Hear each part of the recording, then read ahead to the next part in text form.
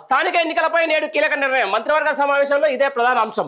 Party పరంగా బీసీలకు 42% సీట్లపైన చర్చ, నీటిపారుదల శాఖ అంశాలు ఎజెండా అని చెప్పేసి కూడా ఇంకొక వార్త అయితే వస్తుంది. మొత్తానికైతే పార్టీ పరంగా ఇస్తే కాంగ్రెస్ పార్టీ బీసీలకు 42% పార్టీ పరంగా ఇచ్చి ముందుకు పోతే మాత్రం కాంగ్రెస్ పార్టీకి ఇక దానంత అసమర్థత, దానంత బీసీలను న్యాయ వంచనకు గురి చేసేంత పరిస్థితి ఇంకోటి అయితే ఉండదు. ఎందుకంటే పార్టీ పరంగా బీసీలకు ఇస్తే ఒక ఓసీ స్థానంలో గ్రామ పంచాయతీలలో ఎట్లా ఉంటుందో మీ అందరికీ తెలుసు. ఈరోజు రాజకీయంగా ఇప్పుడిప్పుడే అభివృద్ధి చెందుతున్నటువంటి బీసీలకు సంబంధించిన దాంట్లో ఈరోజు పార్టీ పరంగా ఇస్తే వేరే పార్టీలు ఎందుకు దాన్ని ఆమోదం చేస్తాయి? ఒక రెడ్డికి సంబంధించిన దాంట్లో ఇప్పుడు ఉమ్మడి నల్గొండ జిల్లానే తీసుకుందాం.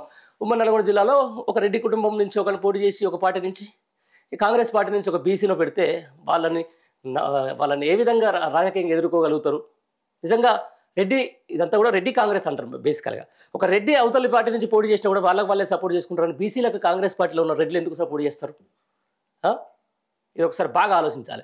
పార్టీ పరంగా బీసీలకు 42% రిజర్వేషన్ ఇస్తామనడం నిజంగా కాంగ్రెస్ పార్టీలో ఉన్నటువంటి బీసీలను అత్యంత మోసం చేయడమే, వాళ్ళకంతో ఎంతో ఆర్థికంగా నష్టం చేకూర్చడమే. ఎందుకంటే వేరే పార్టీ నుంచి ఒక రెడ్డి నిలబడడానికి రెడ్డిలంతా అక్కడ సపోర్ట్ చేస్తారు, కానీ బీసీకి ఎందుకు సపోర్ట్ చేస్తారు? అవునా కదా? ఎవరు గెలిచినా మావాడే అనుకుంటారు కదా.